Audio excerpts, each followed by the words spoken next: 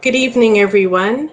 I'd like to welcome you to the Ontario Black History Society's first event of our speaker series with Cheryl Foggo and Lawrence Hill. I would like to take a moment to introduce our guests. Cheryl Foggo is a multiple award-winning playwright, author, and filmmaker whose work over the last 30 years has focused on the lives of Western Canadians of African descent. In 2020, the world premiere of her National Film Board feature documentary, John Ware Reclaimed, took place at the Calgary International Film Festival, where it received the Alberta Feature Audience Choice Award. The film is now screening at festivals across the country, and it is available widely on the National Film Board website.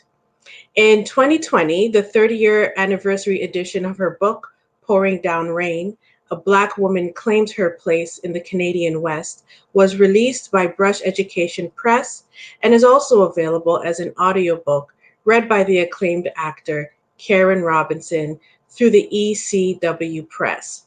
In 2019, she wrote and directed the short film Kicking Up a Fuss, the Charles Daniels story, which received its festival launch in 2020, screening alongside her film on John Ware.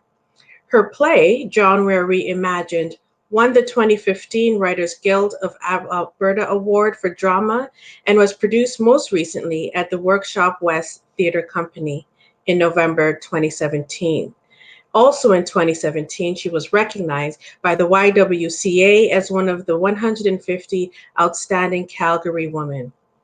She is the past recipient of the Sandra Kelly Screenplay Award from the Writers Guild of Canada and is working on a number of new projects for 2021, including a short play with Obsidian Theatre Company's 21 Black Futures and a production of her play Heaven at the Citadel Theatre. I would love to welcome Cheryl Foggo. Our next guest is Lawrence Hill.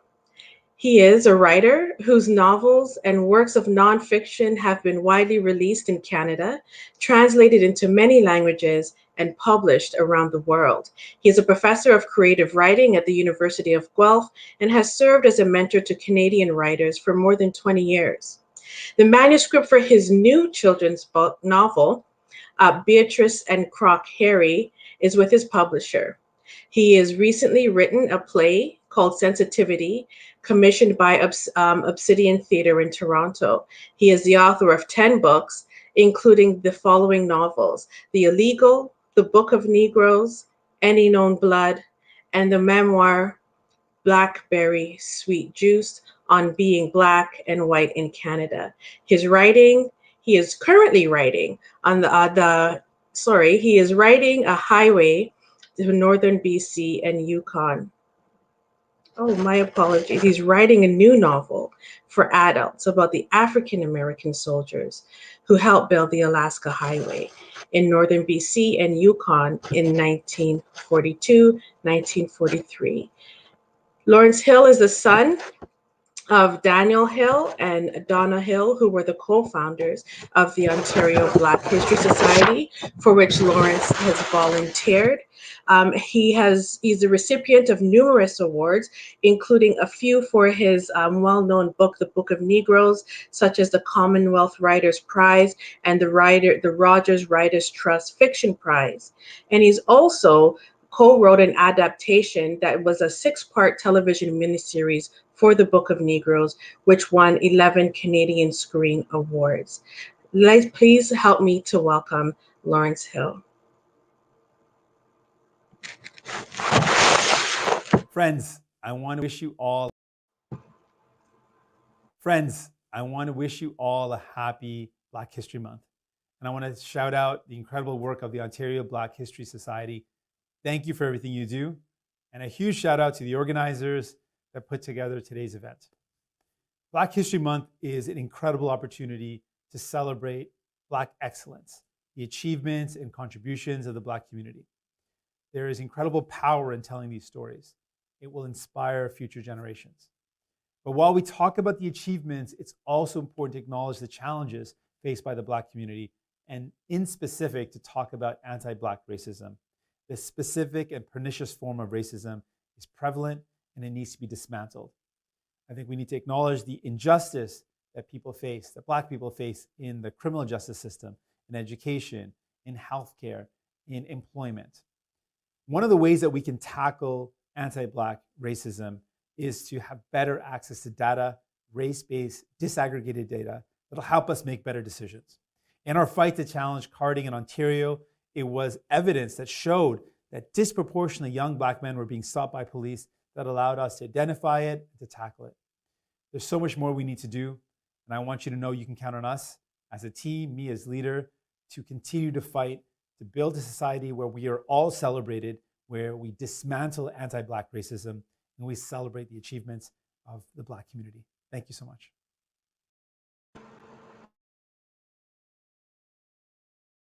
Hello. On behalf of your official opposition NDP, I'd like to wish everyone a happy Black History Month. Of course, Black History Month looks a bit different this year, as we're all missing the chance to connect face-to-face and celebrate together. But throughout this pandemic, I've been so thankful for the strong example of Black communities and leaders across Ontario. This past year, Black Ontarians and Black people around the globe have led the way in the struggle for justice, equity, and change. From education to our justice system to the disproportionate health and economic impacts of COVID-19 on Black Ontarians, New Democrats have been proud to stand with Black Ontarians in holding this government to account.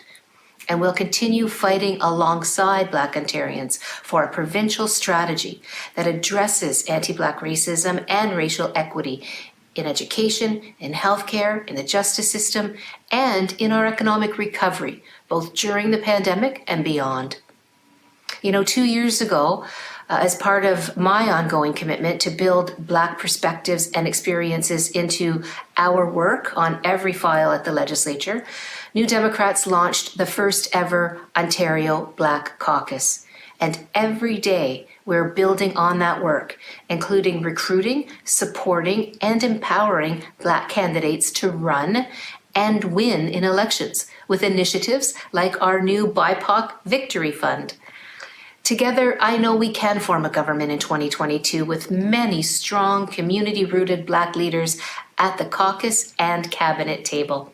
A government that works to tear down the barriers to power, education, and resources that continue to exist for Black families. A government that celebrates Black history and joins hands with Black leaders of yesterday, today, and the next generation to build a more just, equitable, and prosperous Ontario for all. So thank you. Merci beaucoup. Miigwech, and happy Black History Month.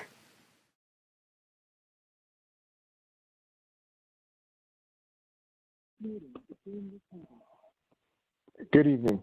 Thank you for having me tonight. I'm Michael Thompson, the Associate Vice President of Strategy at TD Bank Group. On behalf of TD, I'm thrilled we're supporting this evening's Ontario Black History Society Black History Month Speaker Series event. The lineup across the month looks fantastic. This February is not just another Black History Month. We are gathering at a time when Black communities and allies around the globe demand that we confront the ongoing realities of anti-Black racism in all aspects of society. We must continue to push progress forward. When we launched the TD Ready commitment in 2018, our goal was to support the conditions necessary for a more equitable tomorrow. 3 years later, that commitment has put us on a path to help address inequities around social, economic, and environmental spheres. We continue to seek out better ways to support the Black customers, colleagues, and communities we serve today and into the future. Over the last year, we've invested more time than ever before in dialogue with community and industry leaders from Black-led, Black-owned, and Black-focused organizations. I've personally been pleased with the increasingly open conversations we're having inside of TD about the unconscious biases that hold Black employees back and TD's commitment to make tangible progress. We're embedding the lessons learned from these conversations into our institution, driving change and creating a better bank as we move forward. On behalf of TD, I thank you for supporting our collective learning journey with your presence today, and I hope that we get to celebrate Black History Month in person together next year. Enjoy the rest of your evening.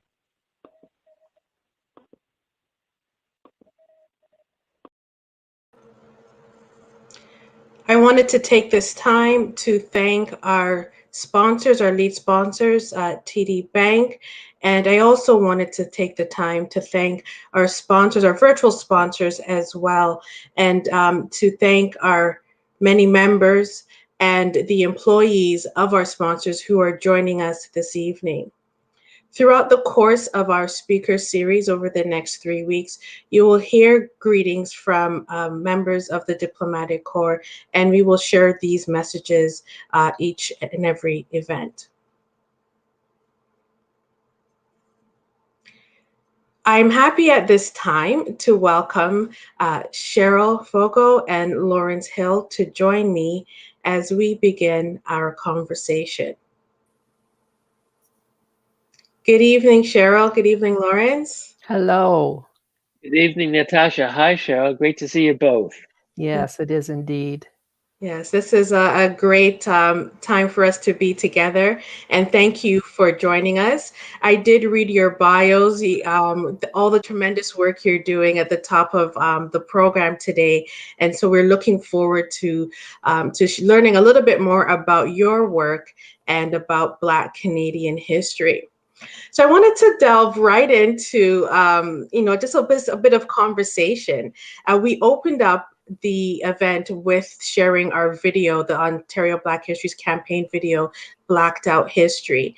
And it really was a visual to capture the gaps and the absences of the Black presence in Canada.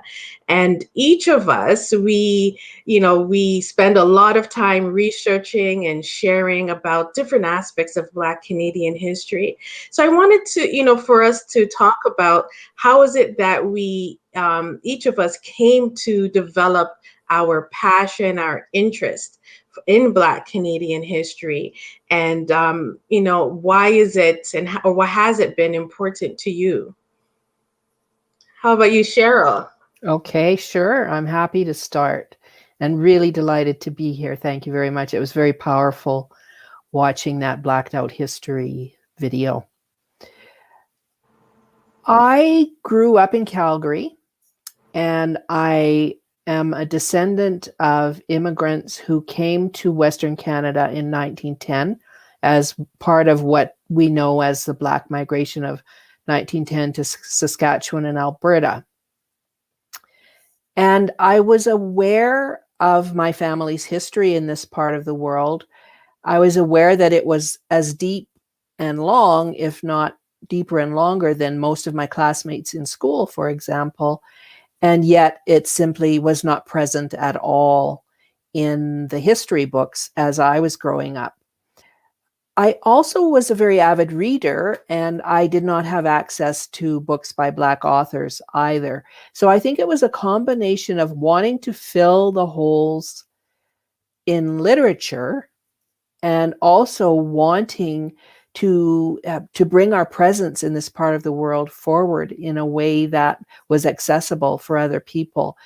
As I researched, as I delved deeper into the stories, as I interviewed more people, I just found such incredible richness to the history. And I feel as though all Canadians would really benefit from knowing more about this history. I think that in a nutshell kind of sums up how I came to my passion for the subject. Mm-hmm. Thank you, Cheryl. Lawrence?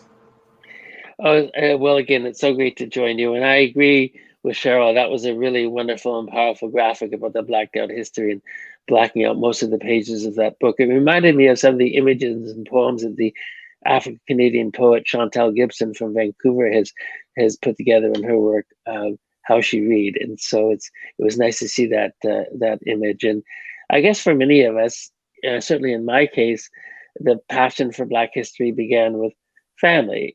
First it was family history, which was Black history, and then it kind of expanded to the country and in the world. My parents were immigrants to Canada, African American father and white American mother, who came from DC, where they married, to Toronto the day after they married, and became very passionate Canadians and very passionate about Black history. And this country, and both wrote books about Black history in Canada. And of course, as you know very well, Natasha, since you're the president of the OBHS, my parents and a number of friends co-founded the Ontario Black History Society in 1978. And at the time I was 21, and I became a very active volunteer. So I was volunteering for years with the OBHS, sort of in the late 70s and early 80s. And the thing that made me passionate was the oral history taping program that my father had so enthusiastically embraced, where we'd go out to meet elderly members of the Black community and tape record their memories. And of course, my father and mother really helped me understand that a lot of these histories and personal stories would just vanish if we didn't get them tape recorded, because otherwise they'd be lost forever. And so that was my first introduction to Black history through my parents. I can tell you, having been born in 1957 and growing up in the schools of Toronto, I certainly wasn't getting into the school system. So it was a good thing I got it at home. Yes, and I can echo that for myself. Born and raised in Toronto to parents from Jamaica. And, at around middle school, going into high school, I was really questioning, what the Black presence was in Toronto. I was aware of, the more recent immigrant history from the Caribbean, but wanted to contextualize it. And so I would go on to read voraciously, going to a third row bookstore and buying books. And then I started, I worked with a group of friends in a community organization. We started a summer program, African Youth Heritage Program. And so this kind of propelled me. And when I just felt so fueled and so full.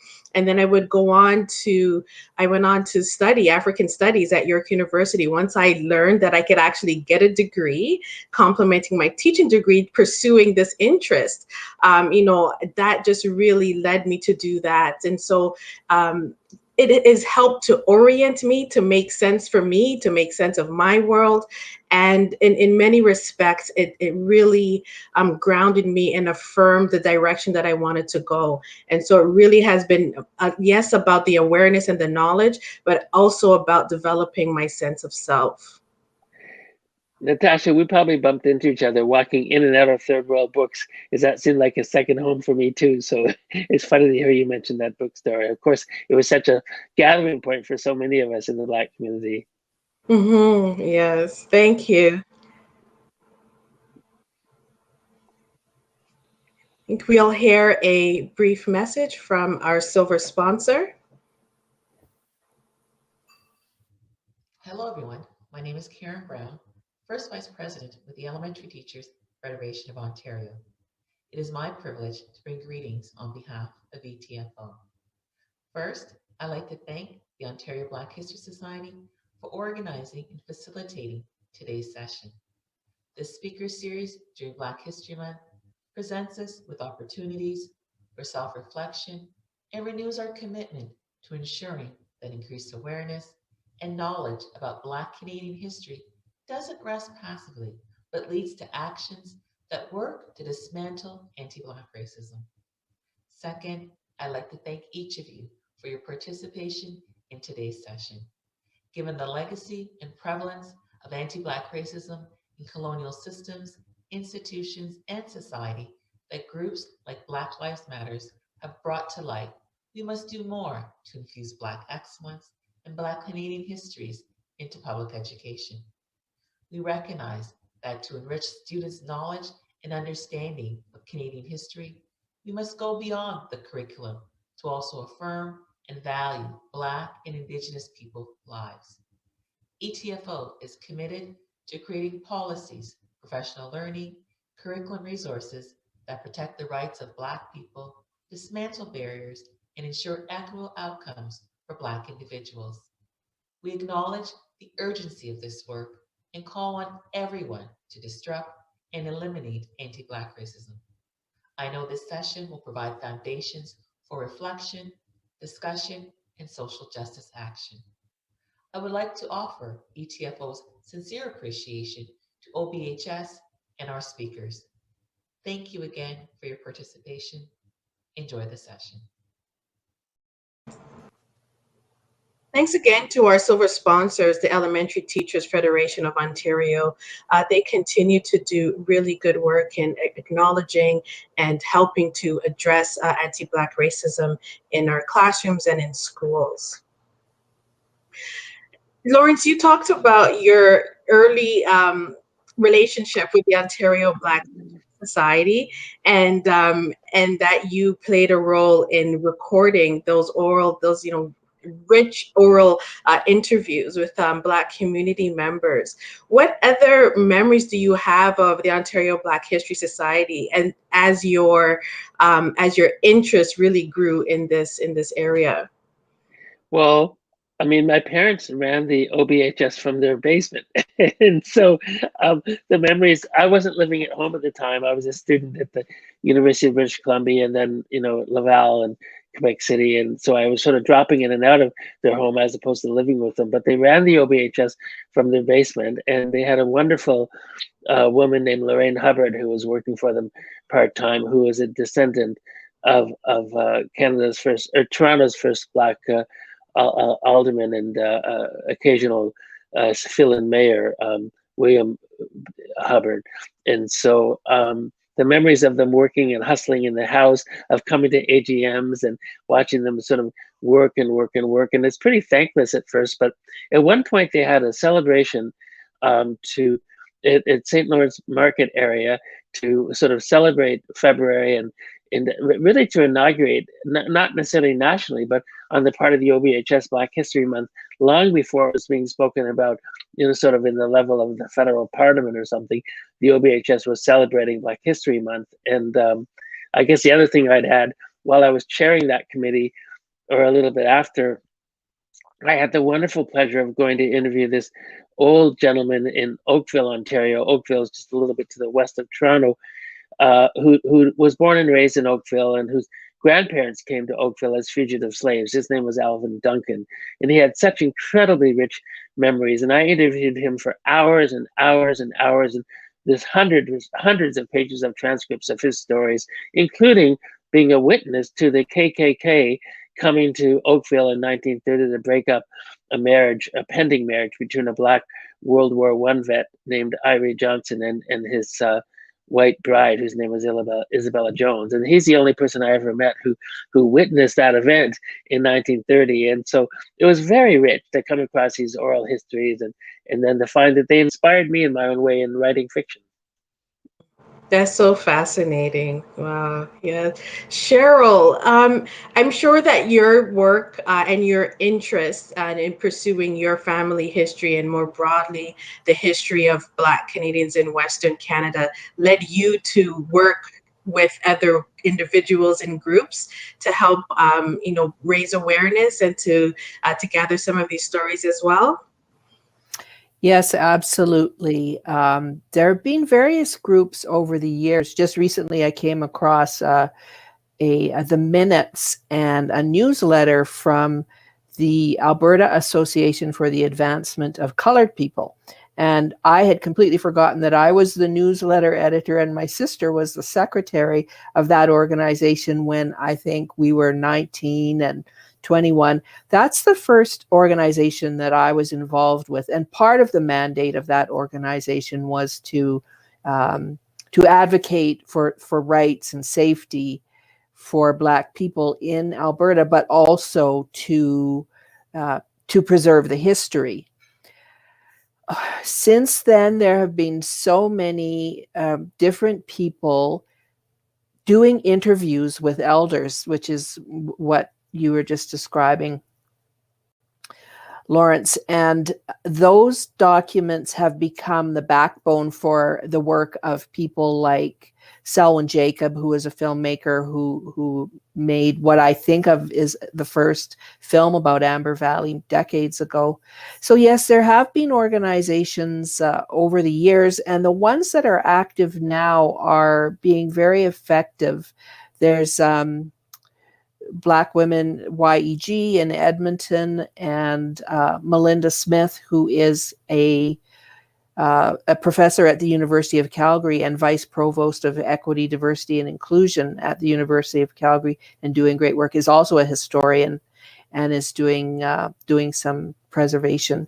There are a lot of people from my ancestral community that are doing this kind of work. Like Deborah Dobbins has made a film recently, and Deanna Bowen, who now no longer lives in Alberta, but who does incredible work around this. So yes, there has been a lot of, I would say, less continuous work on this history than what you two have been describing. When I listen to you talk about the bookstore and the organization that you're a part of today that was begun so many years ago, I can't help but feel a little bit envious and hope that one day here in the West we will also have an organization that carries on through the decades. There's also the Saskatchewan Association of African Canadian History, and they have a wonderful museum. So a lot of people like Carol Lafayette Boyd doing good work here. Leander Lane is doing some of the most exciting archaeological and forensic investigation about Black history in Saskatchewan in particular. He's working on a book, and I think it's going to really be explosive because it's telling a part of the story that has really not been told before. Thank you in sharing your experience. For me, it's been an honor to be president of the Ontario Black History Society now for 4 years, and to be part of this organization that is an institution. And I feel a tremendous amount of responsibility to continue and to build on that work with our board members and with our staff and with the supportive community. And I think about how organizations like the Ontario Black History Society, the groups that you've mentioned, Cheryl, how they are so important to fostering community, nurturing, sense of self and belonging for young people and adults alike, I would say as well. And thinking about, the tremendous amount of hours that people pour into these organizations in order to see these organizations grow and have impact, which allows us to reach out into our communities in so many different ways. And so to hear these stories and these connections to these groups, we continue to see the importance of these organizations like this, and it's great to see how in now 21st century, the ways that some of the foundational work, such as the founders of the Ontario Black History Society, the work of Ted King and others that come to mind around in Alberta, and how now that work is really sowing seeds and is blossoming, and that the communities are interested. People are interested in these stories, and they want to see that, and the ways in which we are today documenting and sharing these histories through a range of projects. I wanted to talk a little bit more about Black Canadian experiences and presences in the Western provinces and in Northern Canada. Cheryl, you did talk about your ancestral roots with immigrants coming in from Oklahoma, and that wave that saw, it was about 600, right? Or 600 people coming in 1910, 1911. So by that time, the turn of the 20th century, going into the mid 20th century, we see different migration waves of people of African descent from different parts of the world coming into Canada, yes, into Ontario, but also helping to settle and populate the West. I guess, Lawrence, I'll start with you. I understand, and as I opened up in your biography, that you are doing some more research around Black history, Black experiences in Western and Northern Canada. Well, maybe because Cheryl's out west, I'm getting drawn more and more to the West, although I have lived, in Vancouver and also in Saskatchewan and in Alberta. So although I was born and raised in Ontario, I've lived out west, and I feel a real interest in it. And I guess on one hand, we lament the fact that Black history is so little known still to this day in this country. On the other hand, it presents people such as all of us here tonight, Natasha and Cheryl and I, opportunities to dramatize and to write about as historians, as playwrights, screenwriters, novelists. Gives us opportunities to explore and dramatize history that really we can popularize and bring to Canadian attention, often sort of exciting some Canadians for the first time about these corners of these exciting, colorful, dramatic corners of Canadian history. So I'm working on a novel now about the presence of 5,000 African-American soldiers in the far north of Canada, in the northern BC area and in Yukon during the Second World War. After the Japanese bombed Pearl Harbor, there was a fear that they would attack Alaska and come marauding down through the continent. So the Canadian government acceded to an American request to build the Alaska Highway from Dawson Creek, BC, up through the Northern Rockies and through Yukon to Alaska to fight off this anticipated invasion of Japanese during the Second World War. And so thus we suddenly find 5,000 Black soldiers from the deep South, Louisiana, Mississippi, Georgia. Just think about it, in the coldest winter on record in Yukon, with rubber boots and terribly under-equipped, building and toiling to build this 1,500-mile highway through over permafrost and through raging rivers and mountains. It was extraordinarily difficult circumstances, and 5,000, and basically invading First Nations lands as they go. So it's a very complex and problematic history of colonization, but also racial subjugation, as the Black soldiers were totally on the bottom of the totem pole in terms of the military hierarchy. And so it's a fascinating story. So that's what I've been working on lately, a novel about a Black engineer from Cumberland Island, Georgia, who finds himself in Yukon building the Alaska Highway in 1942. Mm-hmm. And it sounds fascinating. And just a question about that, as you're looking at that story, and yes, they're African American soldiers who were in Alaska. What have you learned about their interactions with either Black Canadians or like the Inuit, the Inuit indigenous communities in the north? Well, they weren't interacting with the Inuit, as that's not the area that they were passing through. The areas that they were passing through involved First Nations people, so they were barred from interacting with any communities formally. Officers preceded their arrival, traveling through Yukon and northern BC, warning First Nations people that these Black soldiers who were about to arrive had tails and would rape anybody on sight like animals. And so they had this hideous campaign of a hateful propaganda about them that was being circulated before they even arrived. Understanding, of course, that most of these people had never seen a Black person before. So they're hearing all these horror stories before they've even arrived. They're being spread by officers of the American Army. And although every effort was made to keep them segregated so that they wouldn't be allowed to enter into villages or meet with locals and mix with locals, they did occasionally mix and meet with people. And some of them, had short-term nocturnal connections with Indigenous women. And I know this because I've interviewed some of the children of these short-term connections between Indigenous women and these Black soldiers. So there were some connections, even though the military apparatus tried to prevent them. Mm-hmm. Thank you, Lawrence.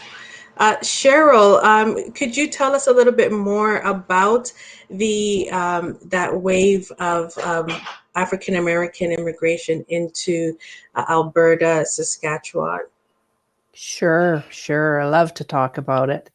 And just to go back to something you said earlier, Natasha, I feel like the numbers have often been underestimated. People often say there were about 1,000 people, that African American people, that came up at that time, and estimates range between 1,500 to 2,000. One thing I have learned through my research is that our numbers were often undercounted. I will give you an example. In a census document that I once found, I was very puzzled because I was looking for some people that I knew were Black and I knew who should be present in that census. And to make a long story short, I eventually did find them, and they were there were about 12 people living in one apartment block, and they were on the census named as Norwegian. And I think the reason that happened is because the person who had written out the data had written Negro beside their names, and the person who was transcribing the data just couldn't wrap his or her their head around the notion that there were, in this apartment block of 27 people, that 12, 15 people were Black. So I think there have been many ways in which our numbers have been undercounted. So it was quite large numbers of people that came up in that migration. And they were sort of driven out of Oklahoma. Many of them had gone to Oklahoma when it was known as the Western Territory and the Indian Territory, because they could own property and vote there. They had, some menu of human rights available to them. When the state of Oklahoma was formed, it became a literal hell on earth for Black people. And I just came across a story recently of an incident that happened, a lynching that took place in Chandler, Oklahoma, which is where my grandfather was born. And this event happened to two young people that were around his age. Almost certainly would have been people that he might have known when he was younger and living there, because it was a small town and it was a fairly small African-American population. So they were literally driven out at exactly the same time that the Canadian government was advertising for people to come up into Saskatchewan and Alberta. Now, the government of Canada was not expecting Black people to answer that call. So the hostility that people faced both at the border and then later on as they were trying to establish themselves in the 5 small Black communities that they created was unexpected for them. They had heard better things of Canada, so that pushback that they experienced was a very unpleasant surprise. Nevertheless, most of them stayed, and as I mentioned, they created 5 small Black communities, 4 in Alberta, 1 in Saskatchewan, which is where my maternal great-grandparents went, both sets. One of the things I wanted to mention is that as I started doing my research, and I wanted to ask both of you if you had a similar experience. When I started out doing my research, I thought I was researching the first Black presence in this part of the world. And the more research I did, the more layers of history I peeled back, the more I found, okay, there was already a Black presence here in Alberta when my folks came up between 1910 and 1912. In fact, this group of people that I was talking about that lived in that apartment block, for the most part, were already here. Certainly they were in Calgary long before any of my family came here. And as I peeled the layers back, I found that Black history in Alberta, Saskatchewan, Manitoba, and BC was as old as European contact, that people had been here from the 1800s, doing things, living lives.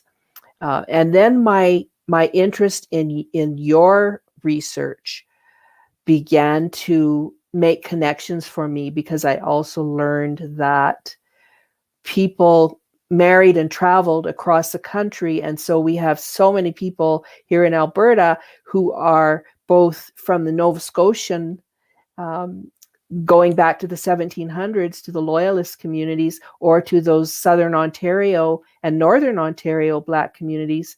And they're also descendants of this Western migration. So lots of people that are, maybe 7th generation down in the East and 4th, 5th generation here in this part of the world. So I've sort of embedded 2 questions in there. One was, did you have the same experience of peeling back the layers and finding older history than you were expecting?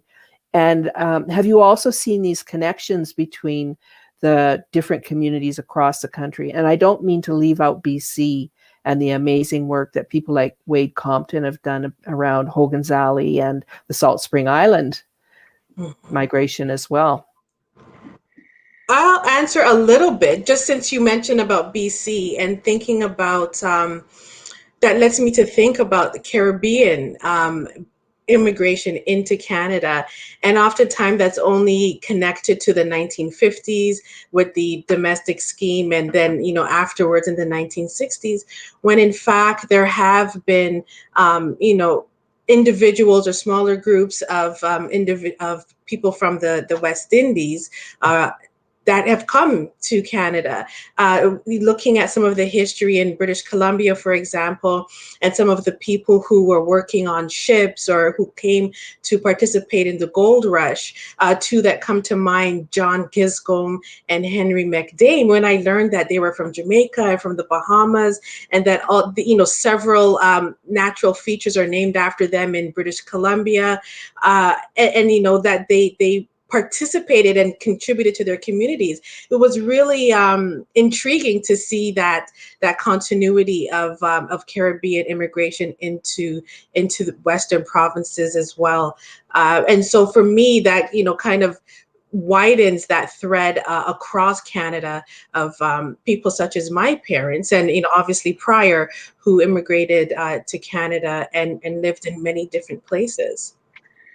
Yes, and we have the Maroons from Jamaica coming into Nova Scotia in the very late 1700s, and we also have Barbadian coal miners coming to Nova Scotia. You know, so there are all sorts of waves of West Indian immigration in Canada long before we're thinking about, you know, the liberalized immigration policies of the mid to late 20th century. Yeah. Mm.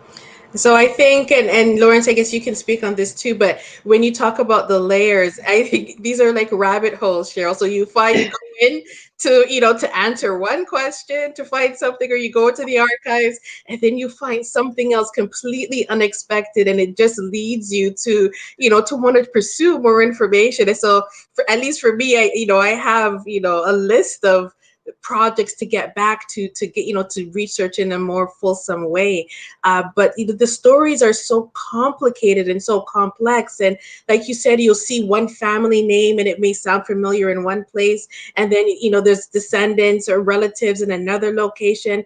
And so the, you know, the fact that we can see and place Black Canadians moving in, you know, inter-province, across provinces, really speaks to and situates them in that broader Canadian experience. Yeah, we are traveling peoples, and you know, sometimes people are astonished at just how much moving around we've done. But that's one of the aspects of the Black experience that fascinates me the most as a writer, is to sort of hook into that notion of the dynamism of travel and to sort of explore the movement of peoples, you know, across provinces or across countries or in and out of Canada. And of course, what electrified me about the Book of Negroes, which I hadn't known until I started researching that book, was not only do we have this migration of African Americans, you know, into Nova Scotia after the Revolutionary War, but then we have them leaving and going to Africa, you know, after 10 years of mistreatment in Nova Scotia. And I'd never heard of the idea that the first back to Africa migration in the world of any substance, of any number, was coming not from, say, you know, Jamaica or the United States or something, but was coming from Canada when these 1,200 Black Nova Scotians left and went to Sierra Leone in 1792. So these stories of migration have always fascinated me, and I guess I always sort of lock into that when I'm writing. Mm-hmm. Yes, as we see with your work around Book of Negroes, the book, and then the mini series, which was they've been a tremendous contribution to you know, to illustrating that that story, that experience. Cheryl, you in your work, you know, obviously with your family history and the work that you've done, you spent a lot of time researching and talking about John Ware as one of the individuals who came to Canada, came to Alberta as part of those waves of African Americans coming into the country. Yes. For anyone who knows me, they know I have a little bit of an obsession with John Ware, who I always make the assumption that most people have heard of. But just for those who haven't, he was an African-American cowboy who came up to southern Alberta in 1882. Of course, that was prior to Alberta being Alberta. And he stayed in this part of the world, in southern Alberta, for the rest of his life. And he just outshone everyone in every way. He was just an absolutely brilliant cowboy, an incredibly smart man, although without an education, having been enslaved in his previous life. He was very savvy about business, about agriculture, about the land. And he became someone that people relied upon for information and for learning how to do things. He was one of the very first to use irrigation and one of the very first to have a dipping vat. He was really an outstanding person and appealed to me greatly because I was a little cowgirl. I grew up in a city that was obsessed with horses and that sort of Western notion. And my brother and I played cowboys all the time. And so the discovery of a person who looked like us in our part of the world was just beyond what we could have ever thought would come into our lives. We had felt so locked out of that world. We had felt so unrepresented and uncomfortable and like we didn't really belong there as we got older. When you're really little, you don't notice that. But as you get older, you start to look at all those movies and those books and you realize, well, we're not there. It was a beautiful gift to learn about John Ware and to be able to allow myself to identify as all the different pieces of myself because of where I live and where I was born. So I have done a lot of research about John Ware. I've been blessed to have access to archives that were previously unknown. And as you know, I wrote a play about him that you mentioned in my bio, and of course also the film that came out at the end of last year, John Ware Reclaimed. Yes, the film. So your obsession, as you said, led to this remarkable film, John Ware Reclaimed. And we'll talk a little bit about it and Lawrence's connection to the film as well. But first, I wanted to share the trailer of your new film, now widely released, John Ware Reclaimed. He's one of those famous people no one has ever heard of, especially outside of Alberta. 2 creeks, 2 buildings named for him, a hiking trail, a ridge in the foothills of the Rocky Mountains, a Canada Post stamp. He pioneered irrigation in southern Alberta. He was the fastest, the strongest, the best. If you have heard of him, you're probably thinking right now, oh yeah, I know this story. He was enslaved in the South, but then transcended race to become a successful rancher and beloved icon. Singular, a big, amiable black cowboy, all alone in his blackness in southern Alberta. Most of what you think you know probably begins and ends with the mythology created by this book, written in 1960 by historian and former Lieutenant Governor of Alberta, Dr. Grant McEwen. John Ware's legacy is trapped inside that mythology. I'm here to start a new conversation.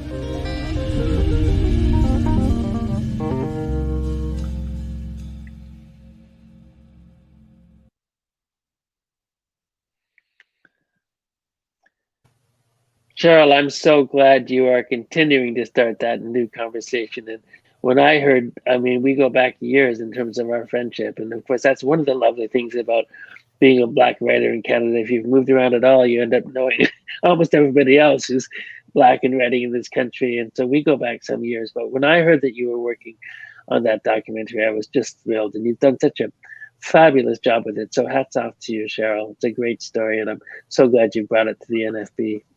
Thank you. Yeah, it was a film that I had a very clear vision of how I wanted to tell the story pretty early on. And one of the things I wanted to do is bring in other Black historians and writers who are telling these undertold stories of Canada, and who have, in my opinion, a connection to the story. So because your father's work around John Ware was some of the first resources I ever encountered, I thought you would be a really natural fit. I've learned so much from you over the years. I thought I knew the story of Black Nova Scotia. The Book of Negroes taught me so much. Same with Natasha's work. I thought I knew that story of Emancipation Day in Canada, and I've just learned so much. So it was a kind of a natural fit for me to want to bring you into the film to share one of the anecdotes from John Ware's life. If I showed you my original pitch document from 2015, you'll see that your name was there. And I said at that time, I want Lawrence Hill to be one of the people who helps me to tell the story of John Ware and bring it to Canadians. Mm-hmm. Well, I remember you asking me if it was okay, and I said, sure, yeah, do it. That'd be great. And so I'm no expert about John Ware, and I didn't know, and I'm grateful for your elucidation about how limited and skewed the history of him was in that book by McEwen. And so I've learned a lot just from watching your documentary. But it is true that, my father, being a Black historian, well, he was actually a sociologist, but he wrote about Black history.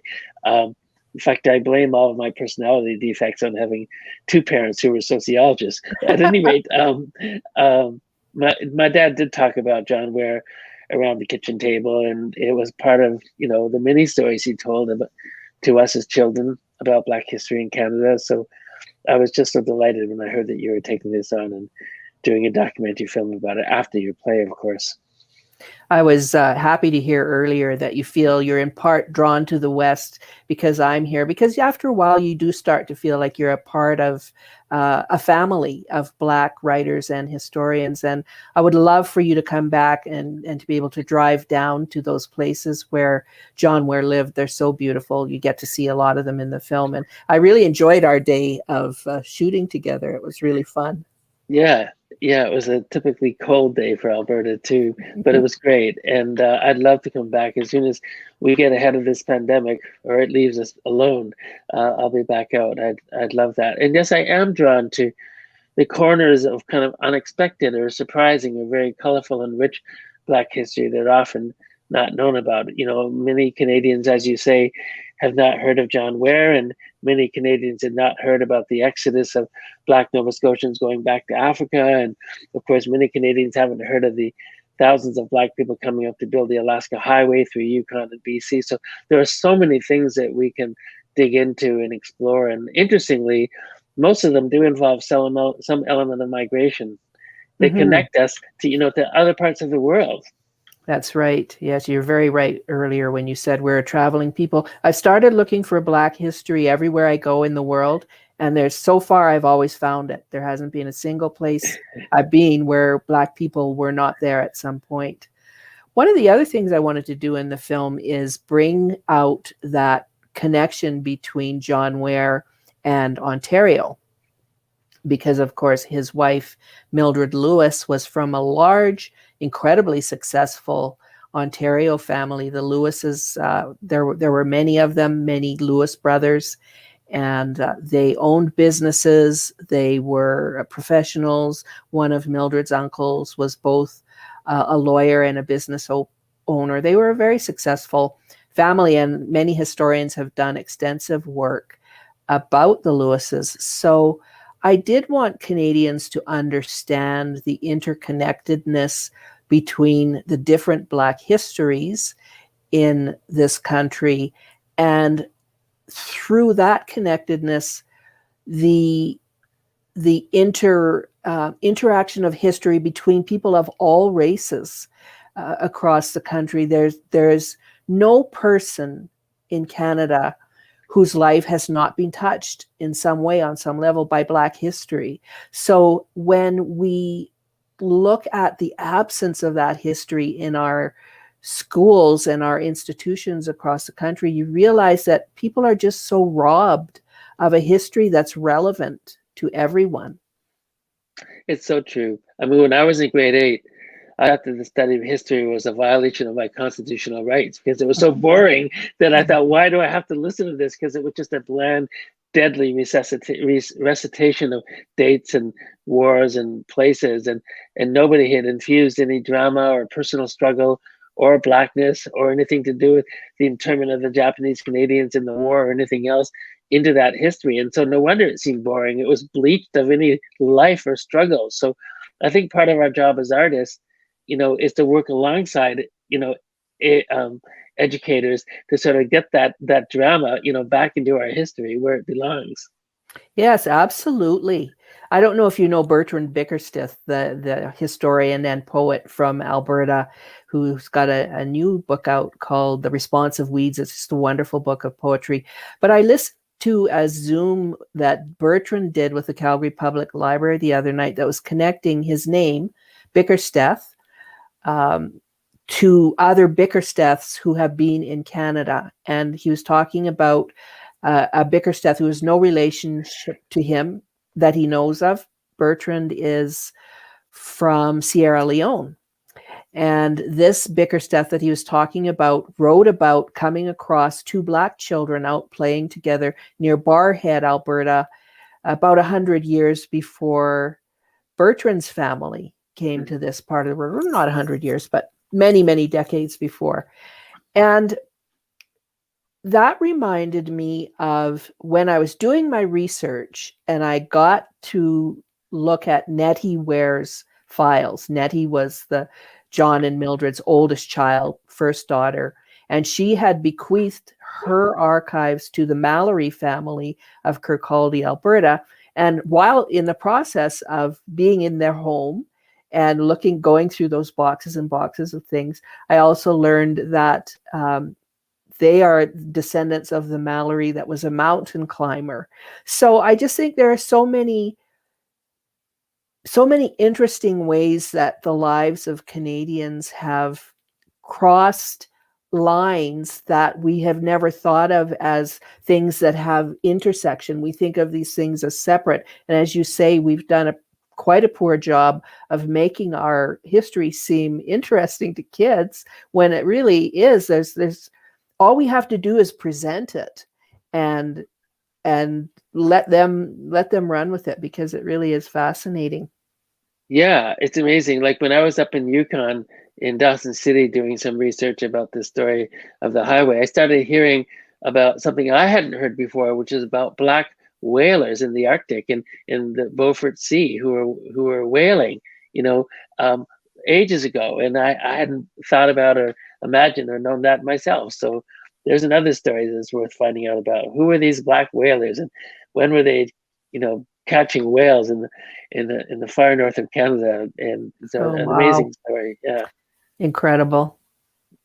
Yes, I certainly sometimes feel like I'll eventually run out of time to tell all these stories that I want to tell. It's funny, isn't it, that when you're, as we age, I think it's only natural to think, what do I have time for? Of all the things I could do, what is most significant to me? What do I really have to get my hands into? And those are big questions, because it takes so much time to put together a big project. Like, how many years were you working on this documentary before it finally came out, Cheryl? Yeah, 5 years. Yeah. When I say I did my pitch document in 2015 and really started shooting in earnest in 2017. But yeah, it's a long time. Yeah, and that's about how long it usually takes me to cook up a novel, 5 years. I'm tremendously envious of people who can knock them out year after year, but I just can't do it. It takes me more time. I'm jealous of those people too, but we are who we are. We're just who we are. How do you make those decisions? Like I have exactly the same conversation with myself quite often. Like it for me, it's a combination of what do I really want to dig into? What am I interested in? But also what's missing. And sometimes I have to try to make a decision based on weighing those two factors. Yeah. Well, I don't think there's a right answer. I mean, it all comes down to our individual inclinations. But for me, I'm particularly attracted to stories that do have, a basis of research existing, documentation that I can back up my work with, that I can dig into, but that are generally not very known. Because I find that really exciting to find an element of a very colorful, rich Black history in Canada that I can find documentation about, but that 99.5% of Canadians have never heard of. That's very exciting to me as a novelist because it means that I can bring something, to the reader that they probably don't know about and popularize it in a way that I find quite exciting. And I'm also drawn to stories that connect Canada to other countries and to movements of Black peoples, around the world. But that doesn't mean those stories are more important. They just seem to be the ones that I latch onto. And without being morbid, I do ask myself the question, if I were to die like next year in 5 years, what would be the story I really want to get at and do, while I'm still here? And so often it's like, yeah, there's these 10 that interest me, but this is one I've just got to do. And so that's a difficult thing. What about you, Cheryl? How do you decide what you're going to throw your energies into, knowing it's going to take you years to pull it off? I think the biggest factor is whether I am compelled by it, whether I'm drawn in, whether I can't wait to go down that rabbit hole that Natasha was talking about earlier. Sometimes these stories are just, it's like they're calling to you in a way. I mean, that maybe sounds a little bit hokey, but it's like they also want to be told. So it's a combination of what do I want to tell and what story really wants or needs to be told. It's but sometimes it's tough. Sometimes I'll get asked to work on something and I'll have to say I can't because I could see 9 years of research on that before I could even get to the writing. So it can be tough. That's great. Audience, I wanted to remind you that there is going to be a Q&A shortly. And so if you wanted to participate in the Q&A or to share a question to post to us this evening, that you should click to watch the stream on YouTube and then use the chat in the YouTube stream in order to share your question. You guys, both of you were, sharing quite a bit about just a while ago in the film. Cheryl, what impact do you hope the film will have? That's such a great question. Obviously, I want to introduce John Ware to more people in Canada and around the world. I want more people to know that he was so integral to who we are in Alberta that I believe he is integral to who we are as Canadians. So that was important. I also wanted to draw connections between John Ware's family and my own ancestral community to try to demonstrate that peeling of history that I was talking about earlier, that we're not sort of lone figures in our presence in Alberta and Saskatchewan. We are connected to communities always have been. John Ware was one of several Black cowboys that were here. He's just the only one that's remembered. I wanted to have a new conversation, as I said, a new starting point for people when they're researching John Ware, to update that story that really hasn't been written about substantially since 1960, or at least not researched substantially since 1960. Most of what has been written about John Ware is based on the book John Ware's Cow Country. So I wanted a new conversation to start, recognizing that I don't have all the answers yet, but I wanted something that would be out there that people would know, some young person that's watching the film that is going to be a historian in the future, is going to have access to technology that I don't have today, that has a jumping off place, a new place to begin. I had a lot of different goals for the film, Natasha. Yeah. Well, I wanted to say that I had the opportunity to watch the film, and I watched it on a Saturday afternoon. It was the last day of Hamilton Arts Film Festival, and it was just amazing. It sat with me for the rest of the day into the weekend. You did a phenomenal job of weaving in not only John Ware's story, but also your story. And I thought about, how much you, and I don't know if you think about that, but how much you are a historical subject, and how, how it comes through your passion, but also the whole process of documenting this history. And, it was well crafted, and it comes from a lot of different angles in terms of, how you wove that story together. So I'm excited for everyone to see it. I'm excited for, as you said, for young people to see that, to see the film, and to be proud of that history, and to be motivated to themselves, documented, to use film and whatever, other technologies that we have today in order to contribute to sharing these stories. And Lawrence, for you, what would you like the impact of your work to be? You talked about how selective you are in terms of projects that you want to see through to the end. What are you hoping that, the impact your work will have? Well, I think that, like, when you think of some of the greatest blights on humanity, the transatlantic slave trade, or the Holocaust, or the Rwandan genocide, or just hideous abuses of humanity, we tend to forget that real people with faces, and lovers, and children, and parents, and skills, who are doctors and teachers and midwives and everything else, real people are caught up in these things. They're not just faceless victims in shackles, and often, like, if we think of people who are enslaved, we, like the collective we, often don't imagine real human beings. We just imagine some faceless victim, in chains. And I'm trying to blow the cover off that facelessness, and into through my, dramatic writing, as a novelist, or for the screen, try to get people to see and to feel the humanity of those who went before us, or those who are going alongside us today, whose stories are incredible. And if we can at least see and recognize and empathize with their humanity, I'm hoping that, we'll act better to each other.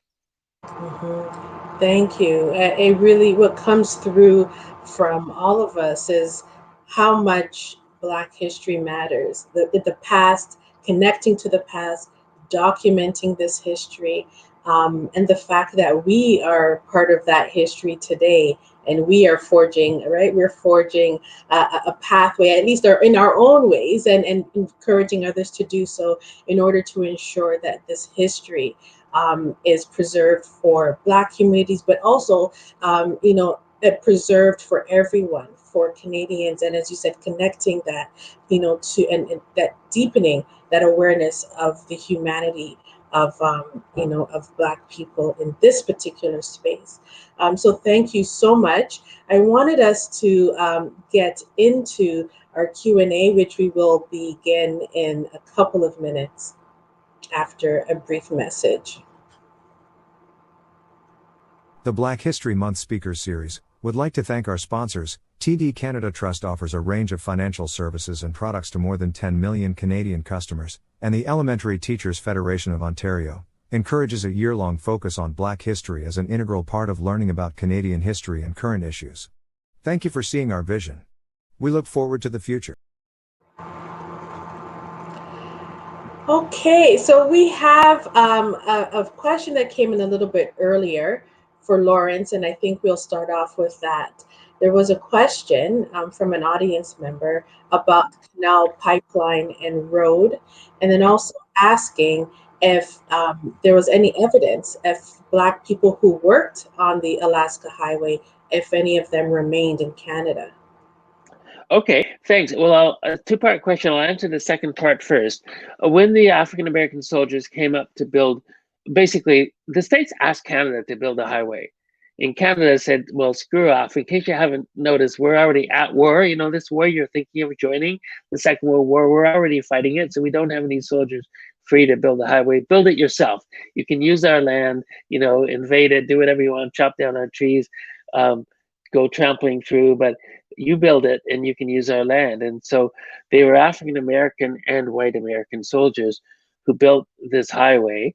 And of course, as they were, it was a very intense 12-month process, 1942 to 43. And when they finished, they left. They left a lot of their junk behind. You know, they pushed their tractors and huge machinery into pristine northern lakes and just abandoned it by dropping it into lakes and the rest. They left all sorts of toxic waste as well, but they left as they had other military assignments during the war. However, some came back. And so they just built a very elementary road, which continued to be upgraded for decades after that initial work in the early 1940s, until finally we have this beautiful highway now, which I've driven and which many people drive because it's so gorgeous, the Alaska Highway. And so a number of Black people did come back after the war and worked. Some of them, you know, in Indigenous communities, came and sort of blended with Indigenous communities and worked on the highway as it was being upgraded continually in the years after the war. So a few came back later, but they had to leave when their work was done. As for the Canal Pipeline Road, at the same time that the highway is being built up through northwestern BC and Yukon, right up to Fairbanks, Alaska, the American Army is also building this pipeline, this massive pipeline, which is a total disaster. It never really is used. And the pipeline snakes up from near Whitehorse in southern Yukon up the Northwest Territories, up to the huge oil fields called Norman Wells in the Northwest Territories. And the idea is that huge amounts of oil are going to be needed to, you know, to feed the war machine and to fight off this anticipated invasion of the Japanese and the rest of it. So the highway is to fight off the Japanese invaders who are feared to be coming, who never, of course, come. And the pipeline is to fuel their efforts. But and so this huge pipeline is built over a massive amount of territory, but it's never really used. And it's a huge expenditure. Many, many African-American soldiers are building that too. And that's in the crossing through Dene and other territory in the Northwest Territory. So there are simultaneous projects that both involve African-American soldiers. Great, thank you, Lawrence. Okay, I'm just going to check for the other questions coming in.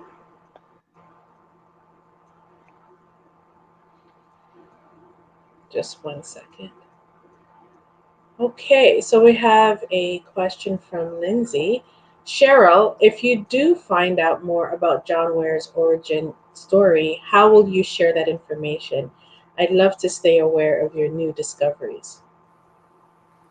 When I started working on the film, I already had the notion that I would also write a book and that there would be a trilogy of works that I would leave about John Ware. So starting with my play and then moving to the film and then a book. So very likely it would be in book form that I would share the new information that I find.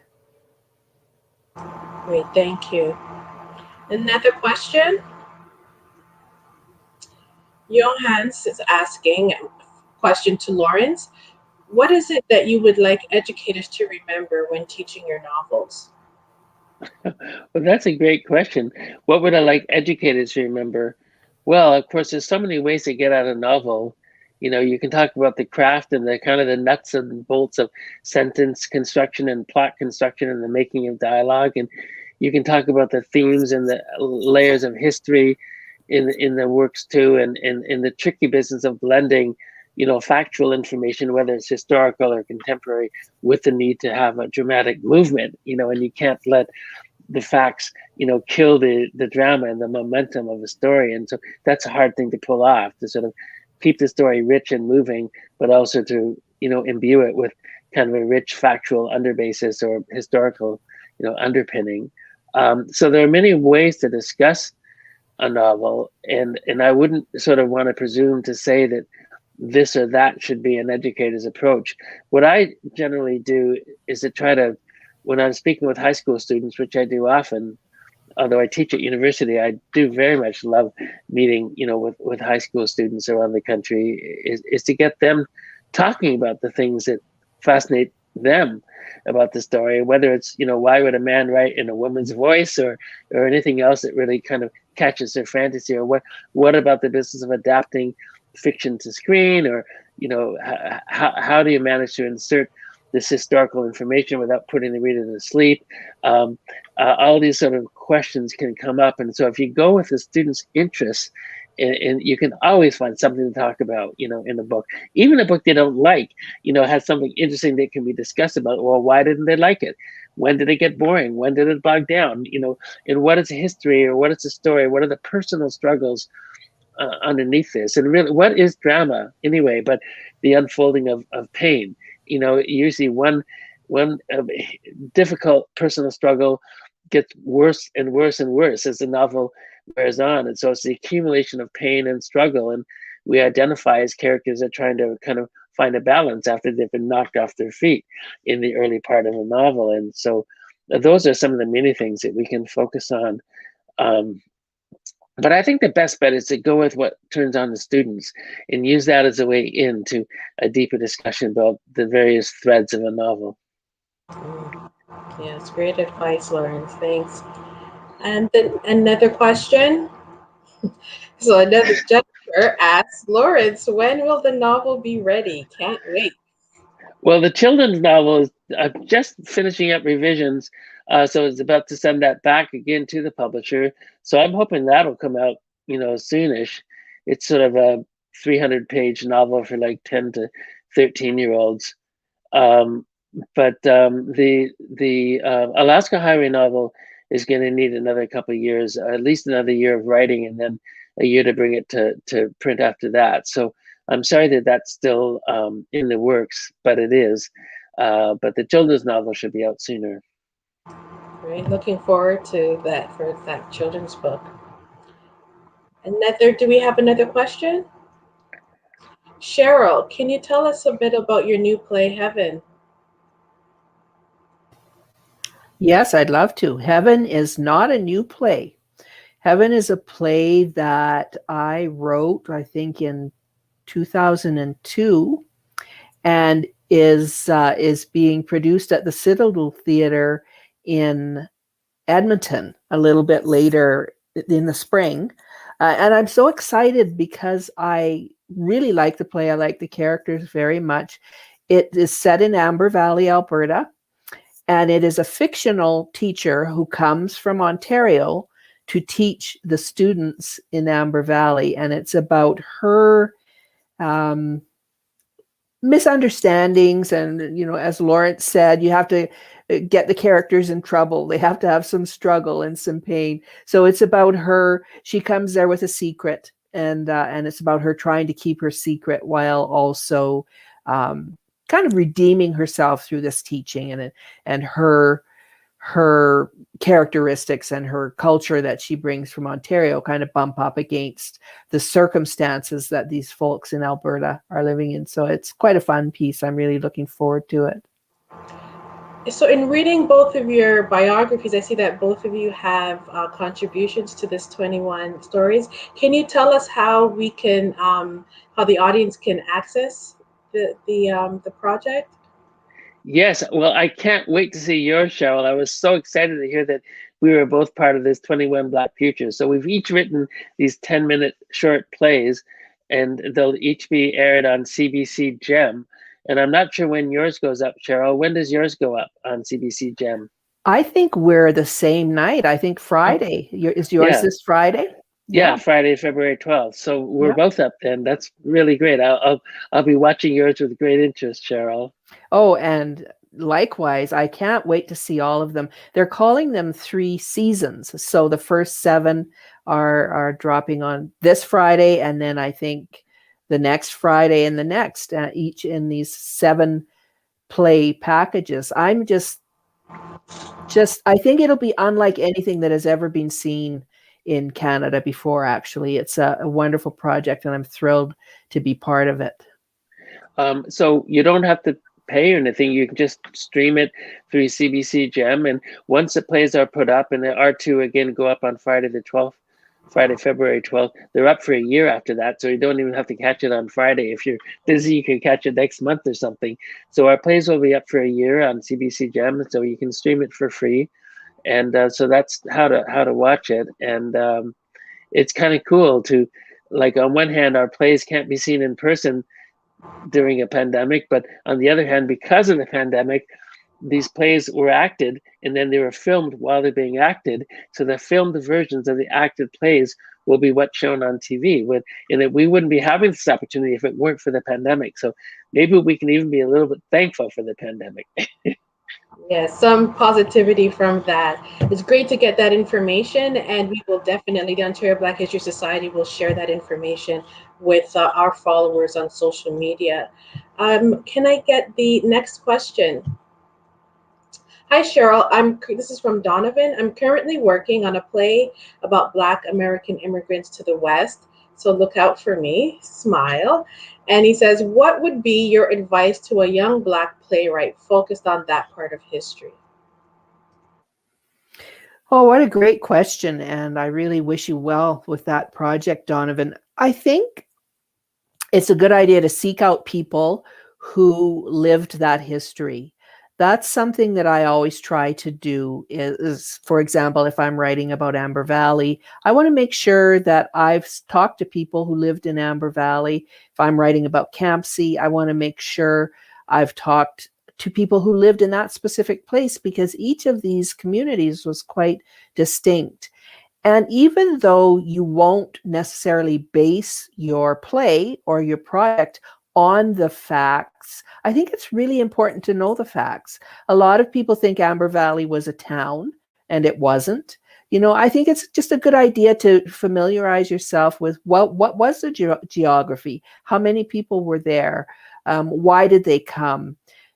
You ground it in the truth of the story, and then you're able to kind of take it and run with it and see where the story takes you. But that's one piece of advice that I would give for sure.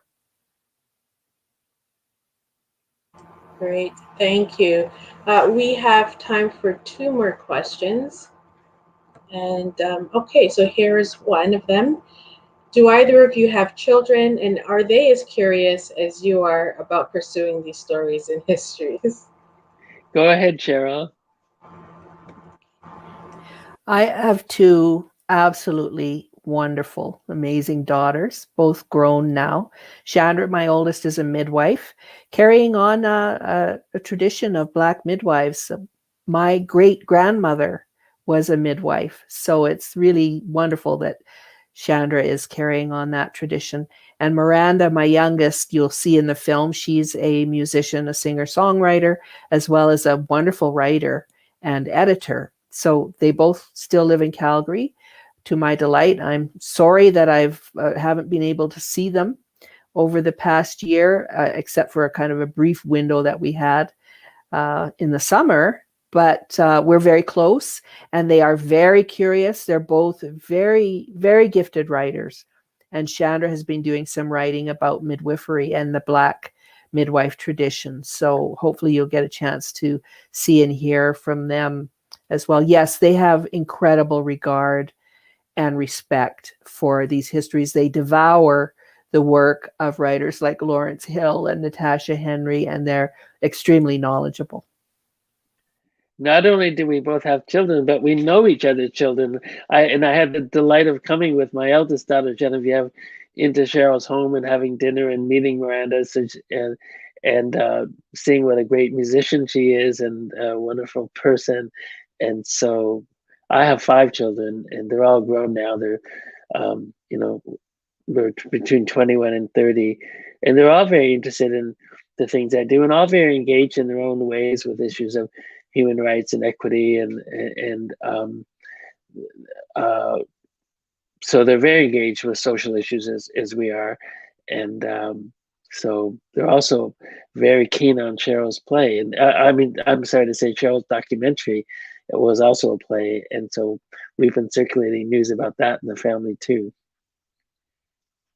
That's great. I can go on for so much longer this evening in this conversation with the both of you.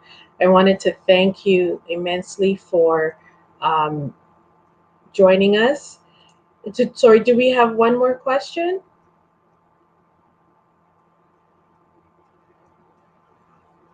Okay, one question. Okay, this question is from Pam. Hello, Pam. Okay, Lawrence, Dan is finally getting into the Canadian Songwriters Hall of Fame for some time, for his song Sometimes When We Touch. Did that song drive you crazy, or can you still listen to it? That is the question. Well, first of all, Dan isn't just getting into the Canadian Songwriters Hall of Fame for that one song. He's getting into it for a lifetime of songwriting. The guy's written hundreds and hundreds of songs, many of which have been recorded by other recording stars around the world, and many of which were recorded by him. So it's sort of a lifetime achievement award, not just for Sometimes When We Touch. I think it's important to keep in mind that, I mean, the song came out in 1977. Dan was 19 years old when he wrote that song. And so, I mean, sometimes, somebody comes at me with, well, it's this or it's that. I say, give the guy a break. He was 19 years old when he wrote that song, and he's written hundreds and hundreds of others. So no, I don't get sick of it. I'm really proud of him. He's worked his tail off. He's a very hardworking artist. He spent his life in his field of art, in his passion, songwriting and performing. And so I'm very proud of him. And if, let's face it, if you talk to any musician who's had a big hit, often that one huge mega hit will be the thing that everybody remembers about them. But they've also written, just like Dan, hundreds and hundreds of other songs. So it's one of many in his arsenal. If I could just jump in to say I enjoyed a wonderful summer evening a few years back, sitting with Lawrence Hill at a Dan Hill concert that was it was a private concert, although it was in a theater and there were over 100 people there. And I remember a song in particular, I Am My Father's Son. I think that's what it was called. It was just so moving. I actually getting little tears in my eyes now, even just at the memory. That was a wonderful night. Yeah, I'm so glad you could come out to that, Cheryl. We've certainly had our family connections, haven't we? That's great. Thank you two so much. In the ways that, some of that is documented, the history is documented in music as well. I wanted to close by sharing a quote. I really felt that it just synthesizes our conversation this evening. History is not everything, but it is a starting point. History is a clock that people use to tell their political and cultural time of day. It is a compass they use to find themselves on the map of human geography. It tells them where they are, but more importantly, where they must be. And that is from Dr. John Henrik Clarke.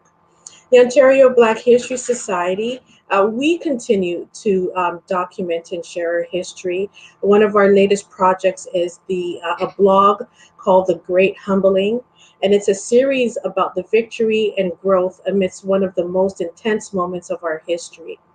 We spoke with Black Ontarians about the ways they are navigating this time professionally and some cases personally, and in regards to the COVID pandemic. Our aim is to contrast the painfully negative narratives being perpetuated in mainstream media, be it the horrors of police brutality, the disproportionately high rates of COVID-19 cases and deaths, or the continued and increased unemployment that we all observe, the cracks in our economy. We also aim for this body of work to serve as a tool of empowerment to Black Canadian communities and to remind them of all of the great work that we're able to accomplish. Through this conversation and curation of information, we aim to show the generations to come that throughout 2020 and beyond, there were many Black Ontarians thriving, achieving their goals, creating positive impact and solutions, and providing solutions to the challenges that our communities face. So look out for this blog post by one of our students, Jordan Gibson, and just another great way to share this history. I wanted to thank all of you who have attended this evening. joining us for this conversation. Look out for our event next week and for more events that we will share during our social media accounts. And Cheryl and Lawrence, once again, a heartfelt thank you. Have a great evening. Thank you so much. Have a wonderful evening. Wonderful to see all of you and to be part of this. It was a Congratulations pleasure. to the OBHS too. Thank you. Thank you. Be well. Good night. Take care.